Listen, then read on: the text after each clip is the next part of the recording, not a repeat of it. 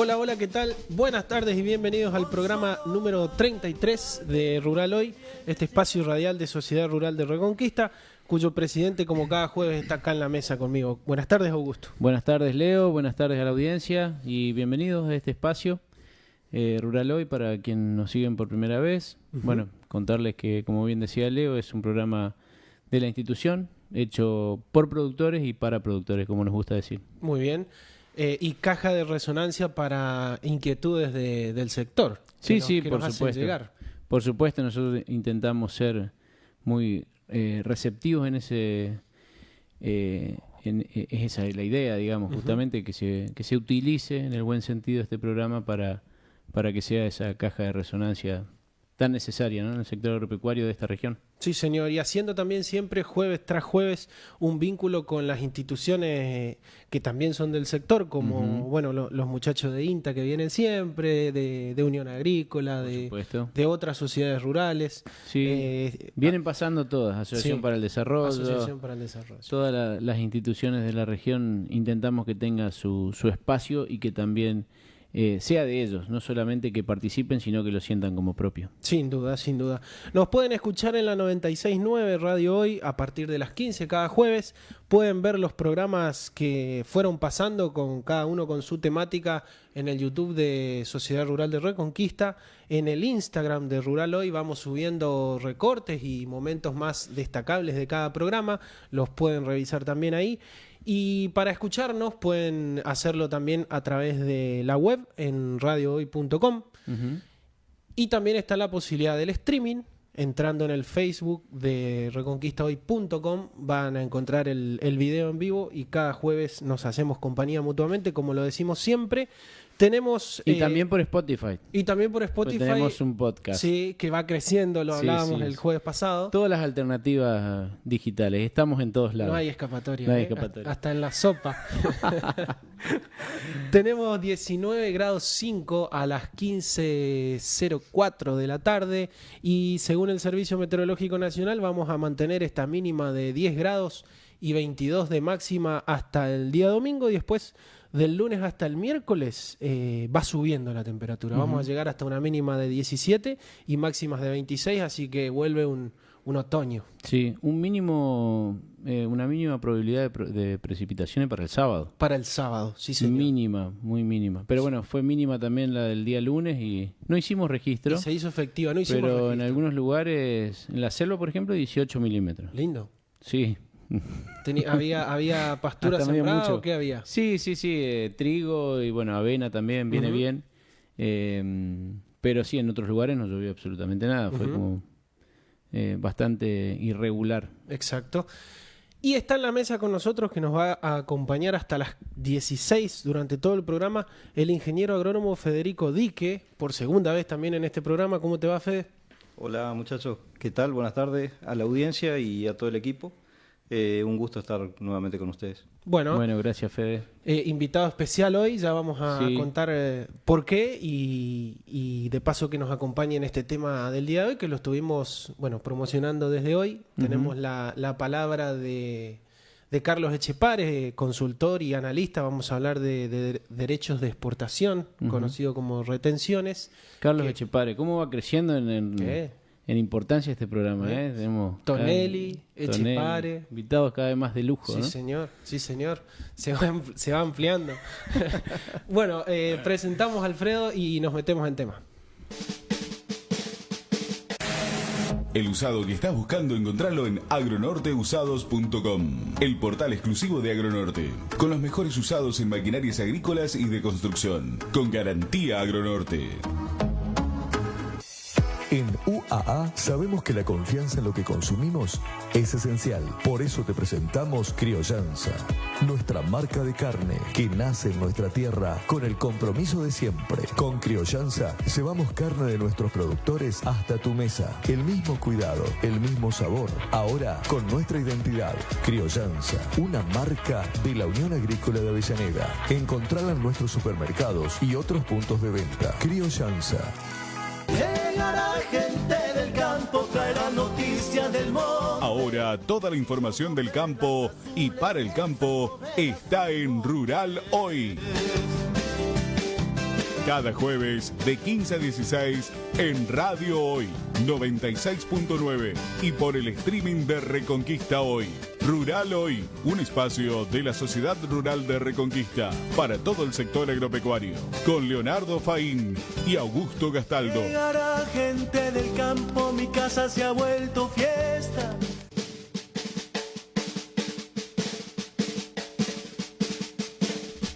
Bueno, mientras hacemos la conexión con Carlos Echepare, tenemos otra vez celebración, Augusto. Tenemos el Las aniversario. efemérides. En las efemérides de cada jueves Sí. es el aniversario de Sociedad Rural de Argentina.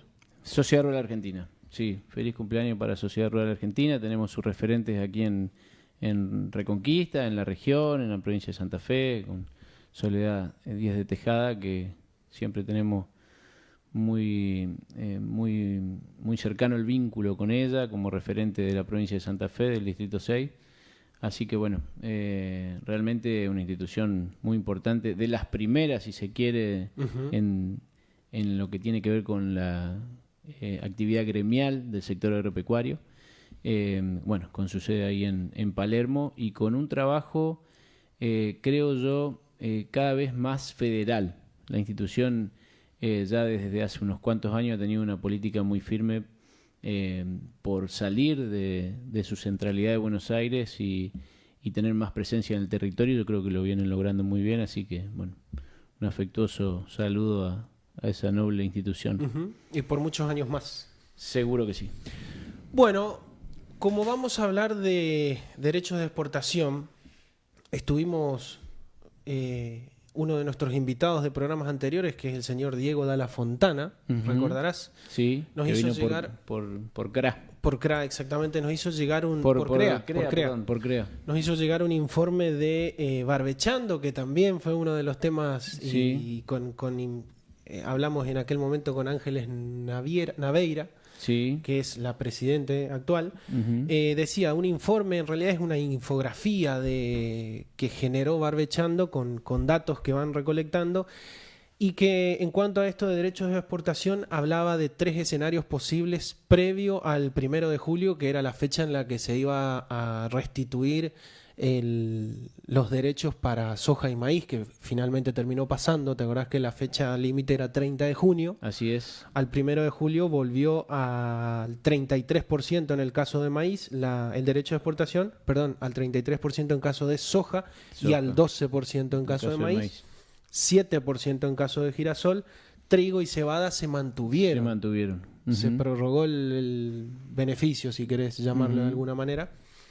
Y en estos 3 escenarios posibles, insisto, en la previa a esa restitución de los valores anteriores a la reducción, el primer escenario posible era que se mantengan las retenciones, que en ese momento eran del 26% para soja y del 9,5% para el maíz, y según este estudio de Barbechando, decía que el 39% del territorio cultivado con soja en campo alquilado era inviable.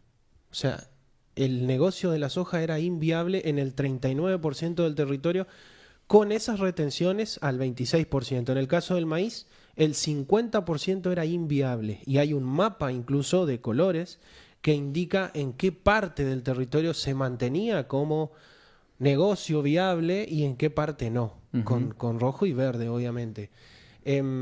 Sur de la provincia de Santa Fe y norte de la provincia de Buenos Aires eran los que quedaban en verde, en este caso. Por distintos una cuestión de motivos. productividad y cercanía al puerto, principalmente. Cercanía al puerto, exacto. En el caso de que las retenciones vuelvan, lo que finalmente pasó, al 33% en soja, el 80% de la superficie es inviable. Y otra vez queda esa misma parte del territorio, por lo que vos decías, por la cercanía al puerto y los costos productivos. Y el 60% de la superficie de maíz, siempre hablando en campo alquilado, era inviable. Sí, teniendo en cuenta y poniendo en contexto también de una situación coyuntural en cuanto al mercado agrícola internacional, de precios de los commodities muy bajos, ¿no? Exactamente. Y finalmente el tercer escenario, que es el que esperamos pero todavía no sucede, que es sin retenciones para maíz y para soja, el 99% del territorio con soja sería viable, sería un negocio nuevamente rentable, y el 89% en caso de maíz. O sea, todavía no es 100% viable la soja y el maíz sin retenciones. En todo el territorio. Sí, señor. Sí, señor. Sí. Tenemos el contacto con Carlos Echepare, como lo habíamos anunciado. Buenas tardes, Carlos, si nos escuchás. Te saludan Federico, Leonardo y Augusto. Hola, ¿cómo están? Buenas tardes, ¿me escuchan? Sí, Sí, perfecto, Carlos. Un gusto tenerte en Rural Hoy. Bienvenido a nuestro programa. Este es un espacio radial de Sociedad Rural de Reconquista. Somos, siempre decimos, un joven programa que estamos empezando, pero es un gran placer tenerte como invitado. Gracias por llamarme, no, al contrario. Bueno, recién empezábamos a adelantar algunas cuestiones sobre este tema, sobre derechos de exportación, del que queríamos hablar en el día de hoy, y hablábamos de estas variables y de este informe de Barbechando de la viabilidad o la inviabilidad del negocio, sobre todo en soja y maíz con derecho de exportaciones. Y queríamos, en principio, consultarte, hacerte una consulta muy elemental, que tiene que ver con el precio de los commodities. ¿Cómo se determinan en el sistema, en el comercio de granos argentino? ¿Cómo y quién determina los precios? Bueno, vamos por parte. El precio viene dado fundamentalmente en el caso del maíz, la soja y también particularmente en el trigo en función del mercado internacional. Uh-huh. Y de la competitividad que la Argentina tiene en ese mercado en función de la demanda a la cual puede abastecer. Partamos de la base que hoy por hoy en un mercado sobreofertado a nivel mundial, el precio lo pone la demanda. Uh-huh. Y para llegar al precio que se paga en la Argentina, tenés que tomar como referencia, si querés, válida el precio FOB del Golfo de México en los Estados Unidos. Ahí lo traes con una serie de primas al precio FOB, Argentina, Rosario básicamente, a ese precio FOB de la Argentina, es decir, el precio al cual la Argentina exporta. Le tenés que descontar los derechos de exportación para cada uno de los productos y los gastos lógicos de cualquier exportación, más el beneficio eventual que puede tener una exportación o industrial que exporta. En el caso de la industria, además, tenés que descontarle el costo de fabricación del aceite y de la harina, y así llegás a lo que llamamos lo que sería la capacidad teórica de pago, es decir, cuánto puede pagar el comprador por la mercadería argentina. Y ahí, a partir de ahí se arma el mercado. Lo que tiene que quedar claro siempre en el caso de nuestro sector en particular y muy especialmente en la Argentina, es que el productor no tiene prácticamente forma de determinar el precio. El precio siempre viene dado por la capacidad de pago que tiene el comprador. Eventualmente puede ocurrir que frente a un proceso de falta de oferta, el comprador tenga que pagar algo más de lo que puede pagar trabajando a contramargen, pero lo habitual es que en la cadena todos los costos que se producen terminan en el bolsillo de un solo agente, que en este caso es el principal de todos, que es el productor. Uh-huh. Muy bien. Bueno, y en cuanto a derechos de exportación, generalmente decimos, me gustaría que vos lo expliques mejor, ¿por qué hablamos de un impuesto distorsivo? Bueno, vamos por parte. Nosotros tenemos una malformación histórica, que es llamar a los derechos de exportación retenciones. Uh-huh. Ese es el primer punto que hay que aclarar. Cuando un impuesto es una retención, se supone que te está reteniendo algo que después te devuelven o lo tomás a cuenta de otro pago. En realidad, en el caso de los derechos de exportación, no hay ningún proceso de retención, son un impuesto. Y como te decía antes, en el caso de la conformación del mercado argentino, el derecho de exportación se transforma directamente en un impuesto a la producción. ¿Por qué te digo esto? ¿Por qué les digo esto?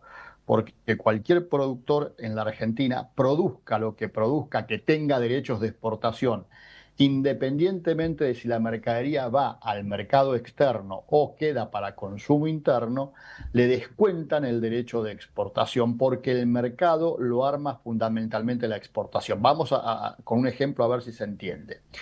En el caso de la soja, por ejemplo, que es el producto más importante de las exportaciones argentinas y el que paga los derechos de exportación más elevados. El derecho de exportación de la soja es del 33%, y de la soja argentina que se produce, pongamos en esta campaña algo más de 50 millones de toneladas, el 90-92% se exporta, ya sea como poroto, en la parte minoritaria, o como aceite y harina. En ese caso, entonces, el que pone el precio es el mercado externo. Independientemente, ese pequeño porcentaje que va al consumo interno, también te descuentan ese precio, porque no tiene sentido que un comprador te pague más si el mayoritariamente que compra, la demanda que más compra, te está pagando menos y el productor le está vendiendo a ese precio. Pero vayamos a otro ejemplo, en el caso del trigo, por ejemplo. En el caso del trigo tenemos una producción que podrá ser de 20 millones de toneladas y un consumo interno de 7.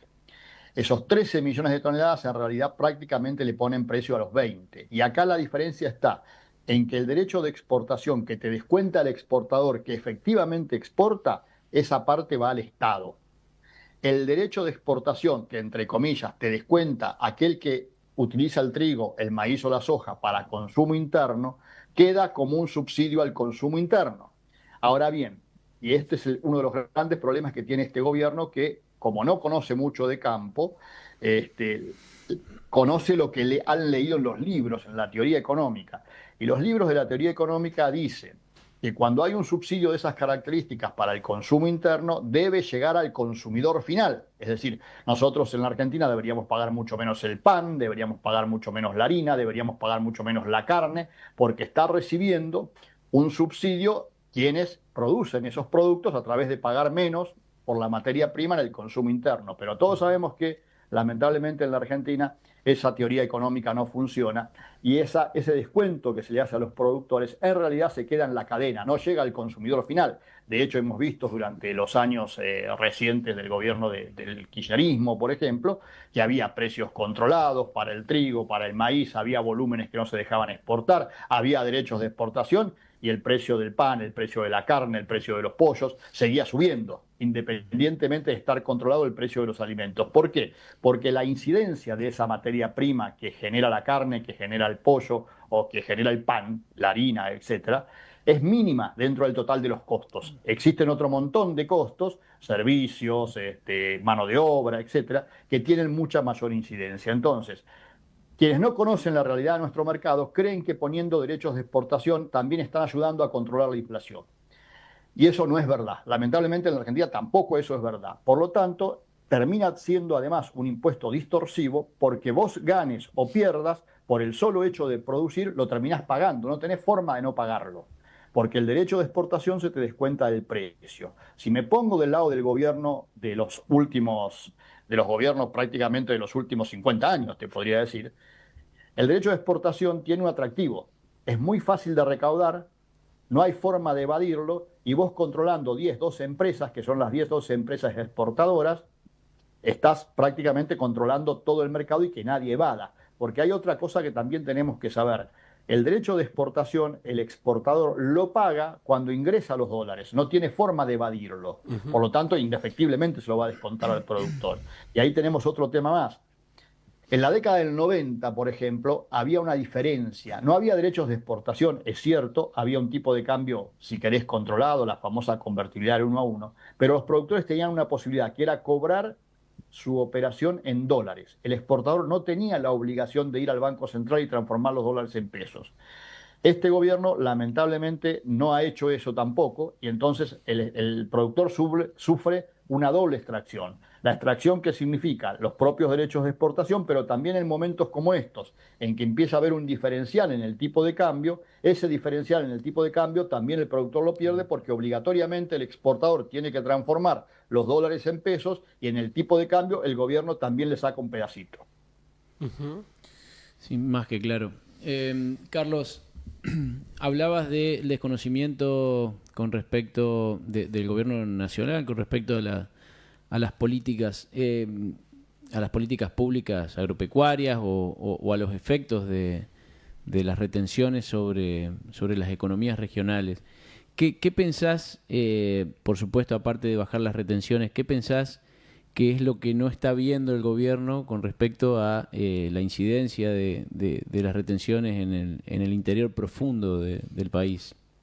Bueno, ahí decís otra cosa que es clave, ¿no? Lo que significa el campo para todo nuestro país, que básicamente, digamos, desde la General Paz para allá y desde la General Paz para acá también, vive de lo que se recauda a partir de la generación de divisas del campo. Hay que tener claro otro concepto. La Argentina exporta, pongamos un número redondo, entre 70 y 80 mil millones de dólares por año.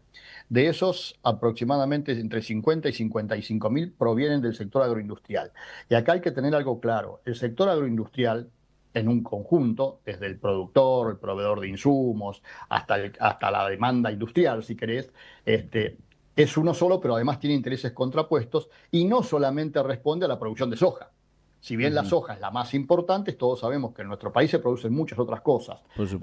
Por supuesto, carne, trigo, maíz, cebada, lo que se llama habitualmente economías regionales, no sé, el azúcar, algodón, el girasol tabaco, en nuestra zona. ¿Qué? Algodón, girasol en nuestra zona. Algodón, girasoles, hay infinidad de productos, las frutas, las verduras que se producen en la Argentina y que están... es cierto que hoy esos no tienen derechos de exportación, pero todo eso hace a lo que llamamos el campo y es muy difícil de conciliar en una sola palabra. Ahora bien, cuando hablamos de la actitud del gobierno, lo que yo les diría a ustedes es que traten de pensarlo de esta manera. ¿Cuáles son las políticas en favor de la producción que han visto que ha hecho este gobierno desde que asumió? Y no van a encontrar ninguna. O muy pocas si es que encuentran algunas. Pero probablemente les vayan a decir, como dice el propio gobierno, bueno, pero estamos manejando la macro. La macro está bien, van a escuchar. Ahora, yo digo, esa macro que está bien, que se basa en el superávit fiscal, por ejemplo, que efectivamente lo tenemos, es consecuencia de estarle sacando al campo todos los años 8 mil millones de dólares en materia de derechos de exportación. Solamente Entonces, en materia de exportación. Claro, si vos me decís, sacás los 8 mil millones de dólares de derechos de exportación, ¿hay superávit fiscal? No, hay déficit. Entonces, ¿qué macro es la que está bien? Es una macro artificial. Es decir, para que esté bien la macro, hay que seguirle robando al campo, como el propio actual presidente Milei lo decía durante la campaña. No veo que la macro esté bien. Es decir, la macro está bien con las mismas políticas negativas hacia nuestro sector que tuvimos durante los años anteriores. Y ahí está la cuestión. Porque adicionalmente a eso, al haber quitado, por supuesto, el fenómeno de la inflación, que sí es cierto, permitía disimular muchas de las falencias del campo, como algo que ustedes mencionaban, que yo los escuchaba antes, el tema de los alquileres, por ejemplo, y demás. Esas falencias se disimulaban. ¿Por qué? Porque la inflación de alguna manera tapaba las ineficiencias. La inflación tapaba las ineficiencias. El productor salía pesos de un bolsillo y metía pesos en el otro bolsillo. Cuando metía esos pesos eran más de los que habían salido. Y no era que ganaba, era que como consecuencia del efecto de la inflación se daba ese efecto, si querés, psicológico de ganancia. Sumale a eso que podía obtener créditos en pesos con una tasa de interés que siempre estaba por debajo de la inflación. Es decir, había todo un manejo muy particular que hizo que durante todos estos años, a pesar de las políticas negativas que hubo para el sector, la producción más o menos siguiera funcionando. Si nos atenemos a lo que pasó, por ejemplo, como retrocediéndose en el tiempo, a la década del 90, vamos a ver que en la década del 90 sería un fenómeno muy similar a en donde, con un tipo de cambio del famoso 1 a 1, los productores no tenían derechos de exportación, ahora los tienen, pero en aquel momento no había derechos de exportación, y a lo largo de esa década desaparecieron entre 80 y 100 mil productores. ¿Por qué? Y porque le sacaron, de alguna manera, no le dieron tiempo a adaptarse. ¿Se entiende esto? Es decir, vos no podés a una persona que está toda su vida trabajando en la producción, decirle que ahora, como este gobierno le ha dicho, para seguir funcionando como productor, tienen que hacer carry trade. Ya de movida, viste, los que conocemos a los productores, sobre todo a los más grandes, les cae mal, les cae muy mal, porque ese mismo carry trade es poner la plata a trabajar, para hacerla fácil, ¿no? Si yo te tengo que decir a vos que para vivir de tu trabajo tenés que poner la plata que ganás a trabajar en otras actividades, básicamente financieras, y vos a su vez estás invirtiendo para trabajar, vos me vas a decir, ¿y para qué invierto en el trabajo? Directamente no invierto en mi trabajo, la pongo a hacer la timba financiera, que muchos se enojan cuando lo digo, y dejo de producir. y vivo de la timba financiera directamente. ¿Para qué voy a correr los riesgos de clima, de enfermedades, de los cultivos y demás, si me están diciendo que además de eso tengo que ponerme a trabajar en el carry trade? Imagínate que un productor agropecuario, yo digo, es un fenómeno. Si realmente hace las cosas como pretenden que las haga, es un tipo que tiene que saber de cultivos, de insumos, de siembra, de cómo comercializarlo, de cómo venderlo, de los fletes, del transporte. Y ahora encima le tengo que decir, y toda la timba financiera también la tenés que saber manejar, porque si no, no vas a poder vivir del campo. Me parece que es una locura pedirle a alguien que trabaja en eso que haga eso. Es lo mismo que si yo le pido a un operador de una mesa de dinero, para que vos ganes operando en la mesa de dinero tenés que producir trigo. Claro. No tiene sentido, me parece. Y eso es lo que está pasando hoy y me parece que es lo que le falta al gobierno, particularmente a toda la gente que está en el Ministerio de Economía. Y el presidente Milei, que puede saber mucho de teoría económica, evidentemente de campo, está muy mal asesorado, muy mal rodeado, muy mal aconsejado por gente que, bueno, tendrá otros intereses. Carlos, ¿cómo te va? Federico Dique te saluda. Hola, Fede. ¿Cómo va, che? Mira, con esto que estás diciendo, en lo personal yo veo muy lejano lo que sería la quita total de retenciones. ¿Cómo ves la posibilidad de alguna segmentación de acuerdo a las zonas, de acuerdo a la escala productiva, a la cercanía al puerto, algún tipo de segmentación en este sentido? Ese es otro tema muy interesante. Yo no estoy muy de acuerdo con la segmentación, si bien es cierto que, yo lo dije medio al pasar así, pero cuando hablamos de economías regionales o producciones regionales, ahí cometimos un error, porque hablamos de economías regionales y hablamos, por ejemplo, del azúcar, del tabaco, del algodón. Pero quien produce soja en Tucumán o en Salta, en realidad también es una economía regional. Totalmente. Porque no es lo mismo producir soja en esas zonas que producir soja a 200 kilómetros del puerto de Rosario. Las condiciones son totalmente otras. Durante el gobierno de Mauricio Macri, si ustedes no se acordarán a lo mejor, pero se hizo una experiencia en ese sentido. Acuérdense que Macri sacó en los primeros 2 años los derechos de exportación del trigo, del maíz, pero dejó los de la soja, con la pretensión de bajar los 5 puntos todos los años. Lo bajó el primer año, los 5 puntos, el segundo año ya no los pudo bajar, y entonces se hizo un programa de compensación a aquellos productores que estaban a una determinada distancia de los puertos, creo que eran más de 400 kilómetros, y se les reintegraba parte de lo que habían pagado en materia de derechos de exportación. Funcionó relativamente bien para ese momento y es una posibilidad, por supuesto. Pero todos sabemos que en este contexto macroeconómico que estamos viviendo hoy, me parece que no es el camino que elegirían estas autoridades. Ahora, yo te voy a dar una mala noticia. Yo te dije, en la década del 90 no existían derechos de exportación y desaparecieron casi 100.000 productores.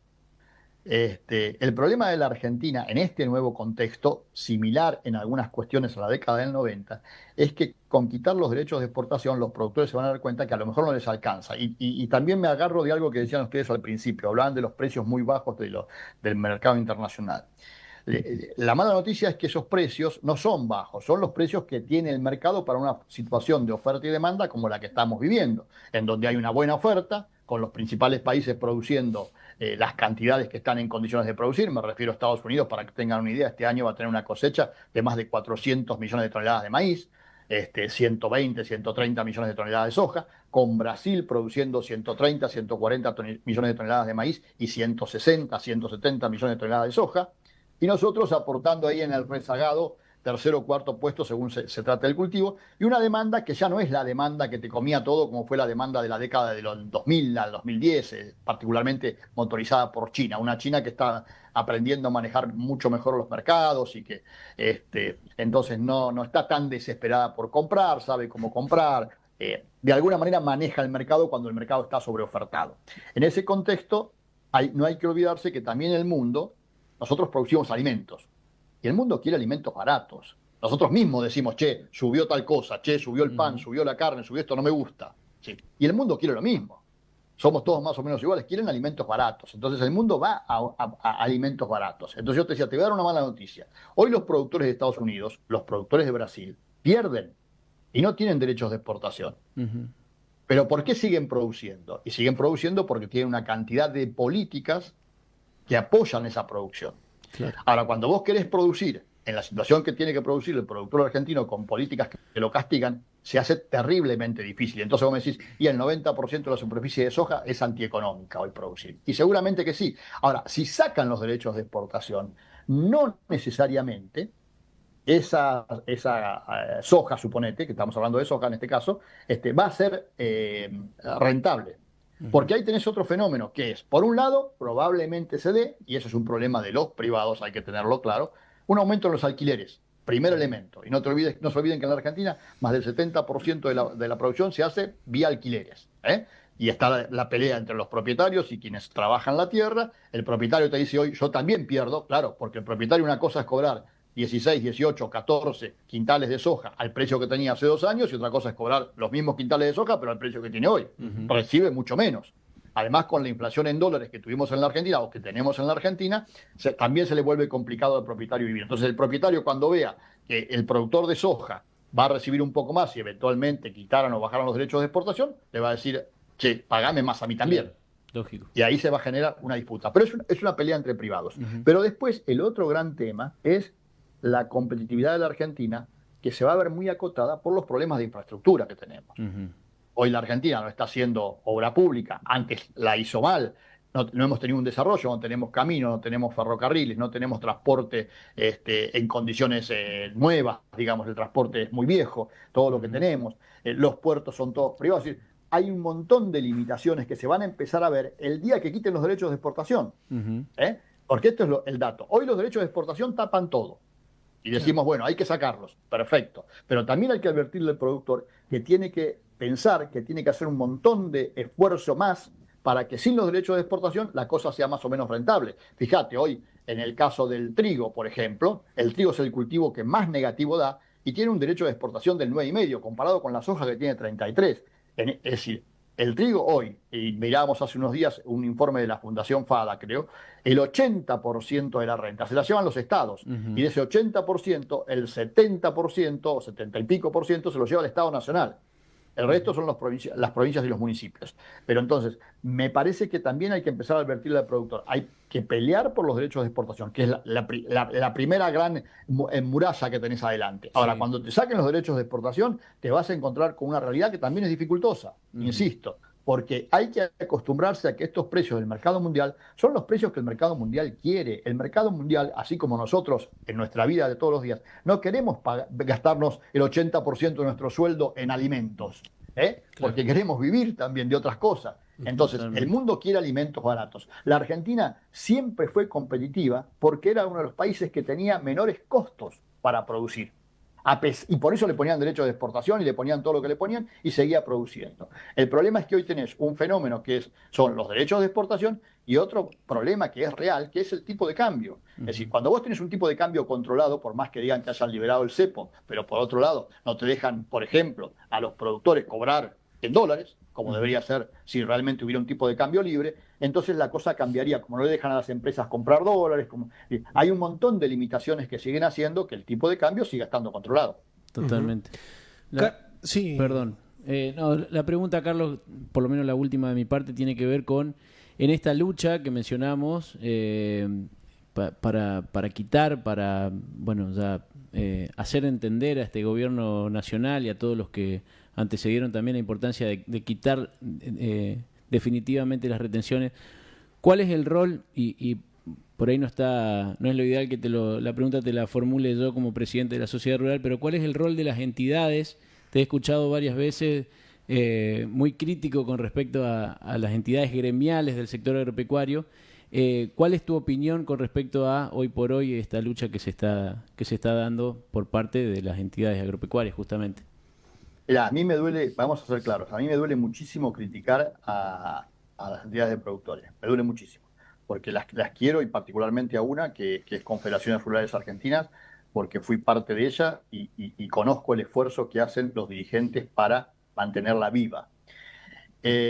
También vamos a ver si me das tiempo, a ver si puedo explicar todo lo que siento. Es decir, ¿por qué los critico? Porque me da bronca.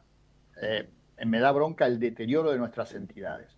Porque no son capaces de afrontar y decir la verdad.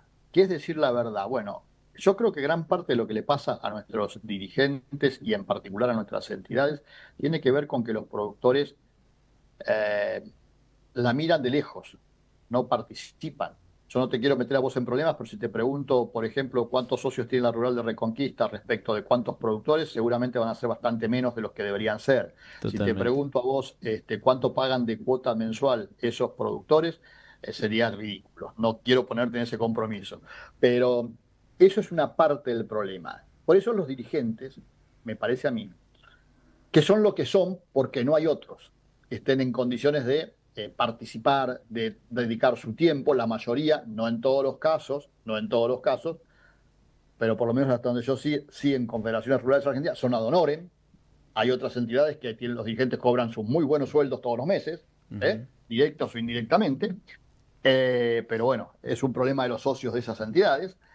Y después lo que hay, creo yo, falta un sinceramiento de parte de esos dirigentes. Es decir, mira, yo soy presidente de tal entidad y mi entidad vive de esto. Para que los productores entiendan de qué viven sus entidades, que no viven directamente del aporte de los productores en su gran mayoría, por no decir todas, que viven de lo que pueden manguear por ahí. ¿Viven o sobreviven? Viven o sobreviven. Y entonces no tienen las características, no tienen los recursos necesarios para contratar a la gente que necesitan para estar, entre otras cosas, muy bien asesoradas. Y yo te voy a poner nombres y apellidos para que se entiendan.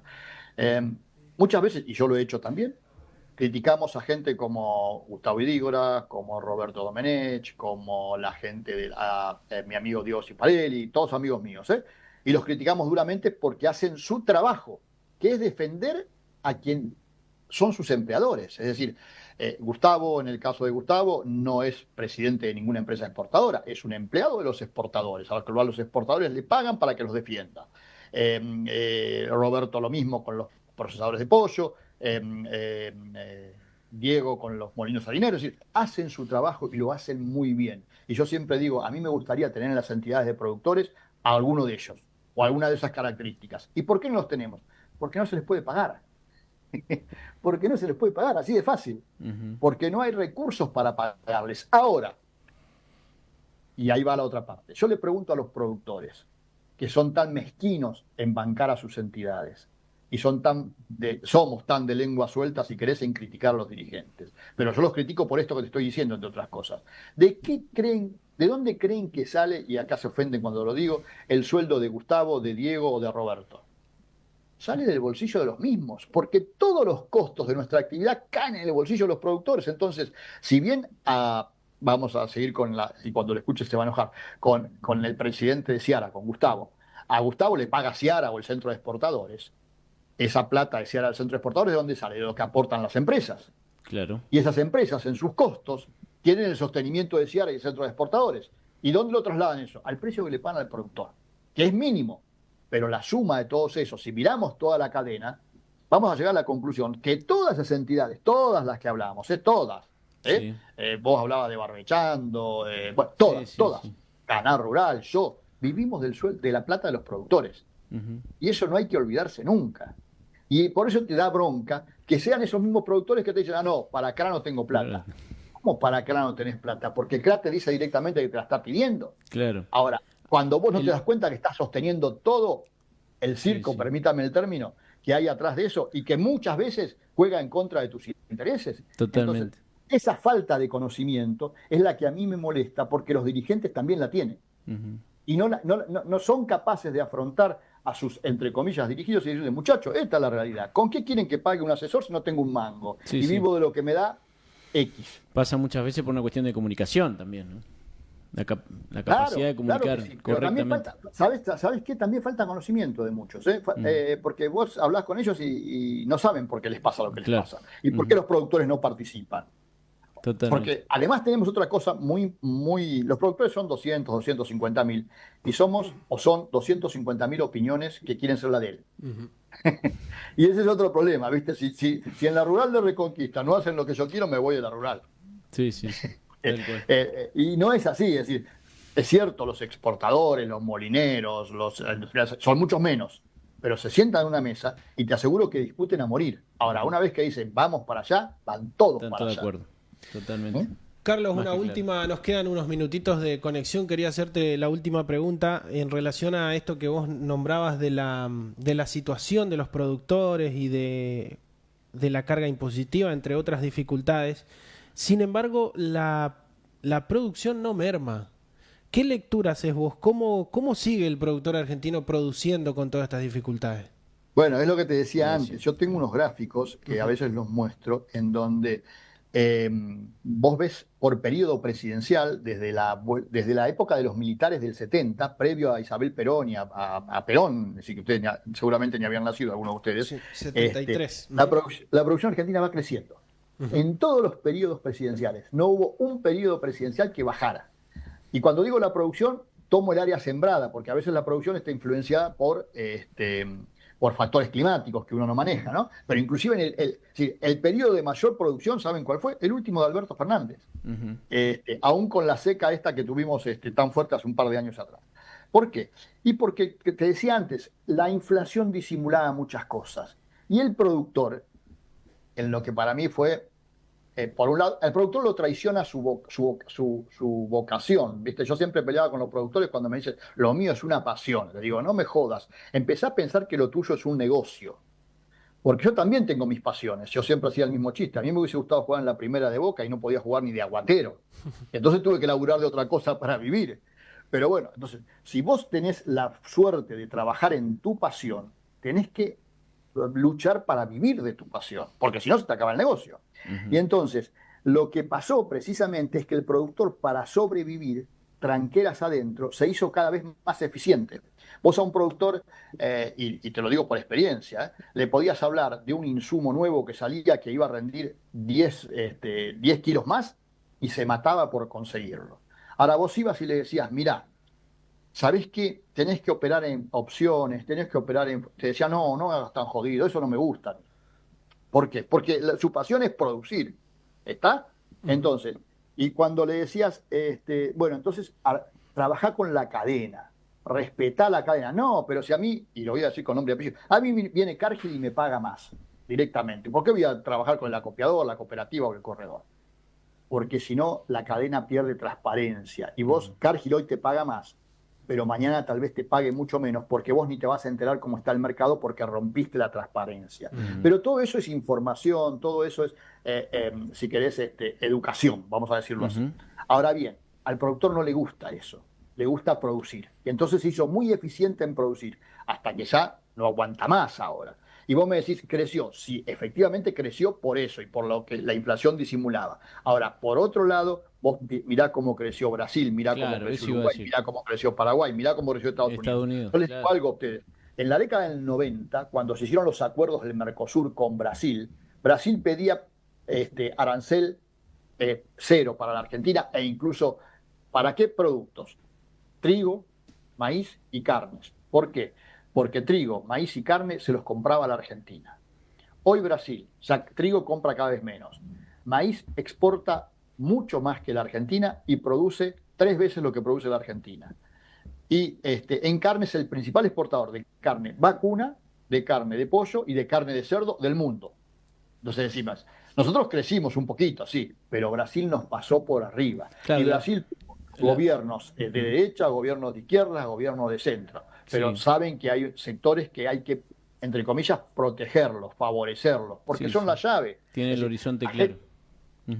Son la llave para la energía, para la alimentación y también ahora para la energía. Sí, la pregunta podría ser, en todo caso, y se la podemos ampliar después a Fede, pero ¿cuánto más podría haber sido ese crecimiento productivo? Exacto. ¿Cuánto nos perdimos de producir? Claro, yo me acuerdo cuando yo era un poco más chiquito que ahora, decíamos, ¿cuándo llegaremos a los 100 millones de toneladas? Y finalmente un día llegamos porque apareció la soja RR, apareció la siembra directa, por eso llegamos, aclarémoslo, por eso explotó la soja a mitad de la década del 90. Claro. Y después, bueno, a los 120. Y tardamos en llegar, pero llegamos. Y a los 140. Y ahora estamos ahí en 140. Pero, ¿cuántos de ustedes escuchan hablar de los 200 millones? Bueno, Brasil está en cerca de 400 millones. Con tierras que son mucho menos aptas que las nuestras, con costos que son más altos que los nuestros. Es decir, me parece que con un clima ahí diferente está la gran diferencia. Con un clima muy diferente también. Por eso te digo, con clima muy diferente, claro. Carlos, ha sido muy amable, muy claro y como te dijimos al principio, fue para nosotros un honor tenerte acá en Rural Hoy. Un abrazo muy grande para todos. Y Gracias, cuando Carlos. necesiten, acá estamos. Bueno, muchas gracias. Muy amable. Gracias, Carlos Echepare, analista y consultor. Bueno, un lujo que nos dimos. Totalmente, un lujo que nos dimos, que podrían haber sido varias horas más de charla, porque sí, realmente porque, muy interesante. Claro, porque de cada cosa que va diciendo... Muy crítico y muy transparente también, Ujú. ¿no? Sí, no se guarda nada. No se guarda nada, claro, como Sí. debe ser. Como debe ser. Es su trabajo de analista también, Así analizar es. todo, ¿no? Así es. Hacemos una breve pausa y seguimos. El usado que estás buscando encontrarlo en agronorteusados.com, el portal exclusivo de Agronorte, con los mejores usados en maquinarias agrícolas y de construcción, con garantía Agronorte.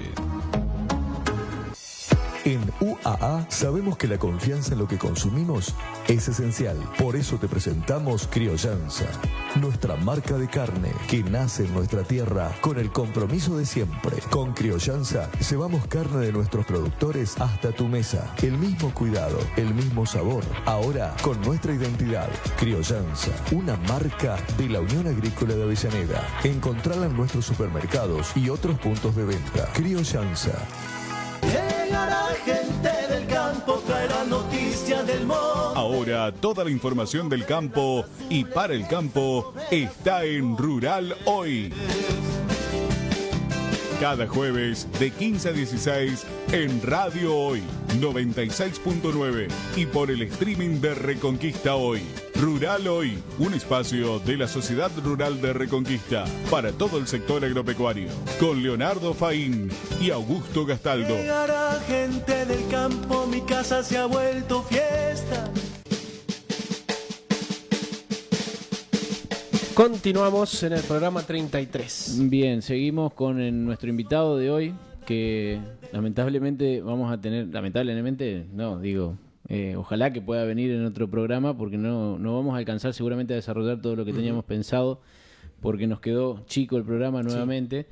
Pero tenemos con nosotros a Federico Dique, flamante presidente del Colegio de Ingenieros Agrónomos de la tercera circunscripción. Tercera circunscripción, que es Reconquista, digamos. Bien, y bueno, como es siempre habitual en nosotros decirlo, es un programa de las instituciones de la región, como ya lo dijimos también en el comienzo de este programa, y cómo no íbamos a tener la visita de un presidente electo hace muy poquitos días, joven, que le da, yo creo que una nueva impronta, o le va a dar una nueva impronta a la institución, una oxigenación que viene siempre muy bien, y bueno, y que es un colegio muy allegado a la producción agropecuaria, si bien la agronomía tiene muchas aristas, pero bueno, está siempre muy involucrado con la producción agropecuaria, así que bueno, bienvenido de nuevo, Fede, y felicitaciones.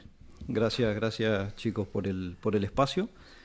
Como bien decían, a partir del 23 de junio, que fue la asamblea, me toca el honor y la gran responsabilidad, digamos, de presidir al Colegio de Ingenieros. Contar que el colegio es una institución pública, pero no es estatal, no es una entidad gremial, ni mucho menos sindicalista, sino que es una institución que regula lo que es el profesionalismo dentro de lo que es la ingeniería agronómica. Esa regulación se la hace a través de la matrícula, a través de un tribunal de ética, digamos. Lo que buscamos es transparentar todo el ejercicio de la profesión. Bueno, y está por supuesto relacionado a todas las universidades que tienen esta carrera, que bueno, en nuestra región vienen de varios lugares, ¿no? Estamos nutridos de varias universidades, e inclusive hoy tenemos nuestra propia facultad de agronomía. ¿Está bien así? Sí. Creo que es a través de la UNL que se cursan los primeros años acá en Reconquista. El colegio está dividido en 4 circunscripciones, donde tenemos Santa Fe, Rosario, Venado Tuerto y Reconquista, y el afluente de profesionales a las 4 circunscripciones prácticamente de todo el país. Acá principalmente lo que es Reconquista, tenemos en cercanía lo que es la UNE, Corrientes, la UNL en Esperanza, y bueno, algún anexo también que hay ahora de la UNL acá en los primeros años de cursado en Reconquista. UNR también, en Rosario también se... Sí, es la Facultad de Zavalla. De Zavalla, claro. También hay muchos profesionales de esa... Pero en aquella zona universidad. también llegan chicos de Córdoba, de Entre Ríos, hay una facultad en Oro Verde, Entre Ríos, que también llegan a Santa Fe. Ajá. La verdad que hay varias universidades que generan profesionales todo el tiempo que sí o sí tenemos que trabajar desde el colegio para atraerlos y lograr que estén matriculados y de esa forma transparentar lo que es la profesión, digamos. Un profesional que está matriculado y ejerciendo la actividad de forma legal y ética también le da transparencia. Una empresa que contrata a un ingeniero agrónomo sabe que el colegio, a través de la matrícula y de las continuas capacitaciones, permite o asegura que alguien contrate, independientemente de los perfiles, digamos, contrate a alguien que está capacitado y habilitado para ejercer la profesión, principalmente en las tareas legales, digamos. Claro. Ya que mencionaste la palabra capacitación, desde el colegio también se ofrecen capacitaciones para los ingenieros. Continuamente tenemos que estar brindando capacitaciones, principalmente por el desarrollo que va teniendo la agronomía y sobre todo teniendo en cuenta el campo laboral que tienen los ingenieros, que uno dice ingeniero agrónomo no es solamente en el campo, sino que también tenemos todo lo que es ley de fitosanitarios, asesoramiento a puntos de venta, a comercios, tenemos lo que es la parte de docencia, lo que es medio ambiente, investigación, extensión, las instituciones públicas que también emplean ingenieros agrónomos, digamos, es bien amplio lo que es la rama laboral. Claro. De la carrera. Preguntarte por expectativas en este nuevo rol que vas a tener ahora al frente del colegio. Mi idea es lograr un colegio abierto y generar esto que por ahí veníamos hablando atrás del micrófono, de lograr la participación y el recambio. Recambio, no sé si generacional, pero sí de personas y de perfiles que se vayan sumando a la institución para hacer su aporte, su impronta y lograr un colegio grande, abierto y principalmente cercano a la comunidad y a la comunidad no rural. Porque muchas veces estamos viendo, o lo que vengo viendo hace tiempo, que la gente que no está vinculada a la ruralidad, no sé si la palabra es peca, pero obra mucho con desinformación. Claro, Desconoce, por ejemplo, lo que es la ley de fitosanitarios, entonces escuchan o participan de charlas por ahí de grupos ambientalistas donde el 80% de lo que le dicen no es real, pero no tiene cómo verificar eso porque en realidad no hay desinformación, digamos. Y cuando vos no estás informado, das lugar a ocupar ese espacio con otro tipo de comentarios. En lo que es ley de fitosanitarios, por ejemplo, esto da para hablar un programa completo de esto, sin duda. Y podríamos traer gente de la Comisión de Fitosanitarios al programa, pero se trabaja muy fuerte sobre todo lo que es el asesoramiento y la asistencia a los productores que trabajan con fitosanitarios. La ley engloba el término fitosanitario todo lo que es insecticidas, herbicidas, cura semillas, fertilizantes. Por lo tanto, ya de entrada desterrar todo lo que es el concepto de agrotóxico y ese tipo de, o plaguicida, ese tipo de conceptos que se escuchan, que en realidad no son correctos. En todo lo que es aplicaciones tiene que estar primero la indicación técnica con una receta, con un profesional matriculado y habilitado. Y todo eso sale desde el colegio, digamos. Cumplir la ley significa tener la receta, tener el operario que va a hacer el trabajo, tiene que estar habilitado, capacitado y habilitado. Eso también con capacitaciones que hace el colegio a través del Ministerio de la Producción. Al mismo tiempo tiene que estar en ese lugar de la aplicación, al momento de la aplicación, el veedor, que también es un ingeniero agrónomo, controlando todo lo que es las condiciones ambientales, que el viento esté en la intensidad y en la dirección adecuada, que no vaya el viento para la zona el centro poblado, digamos. Entonces, cuando se cumplen todas esas cuestiones, la población tiene que estar tranquila que el trabajo se está haciendo bien. Y esto te lleva a decir, bueno, el ingeniero agrónomo, independientemente del lugar donde le toque estar, siempre está pensando o trabajando para producir alimentos de forma eficiente, alimentos inocuos, y es una rama de la carrera que es muy, muy, muy importante, digamos.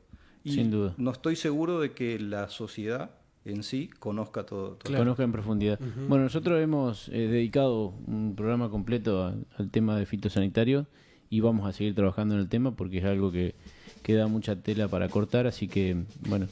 Y acá se nos abre una puerta con lo que mencionaste, comisión de fitosanitarios. ¿Es una comisión dentro del colegio? Dentro del colegio, la organización del colegio es una comisión directiva en la cual estamos 15 profesionales y al mismo tiempo se coordinan distintas unidades de gestión, distintas unidades de trabajo, dentro de lo cual está fitosanitario, está buenas prácticas agrícolas, cuidado del medio ambiente, conservación de suelo, y tenemos otras que son más de ordenamiento interno y de comunicación, pero sí, tratamos de dividir el trabajo en pequeños subgrupos. Sí, para ser más eficiente la labor. Para eficientizar el de ahí trabajo. tendremos algún invitado pronto seguramente.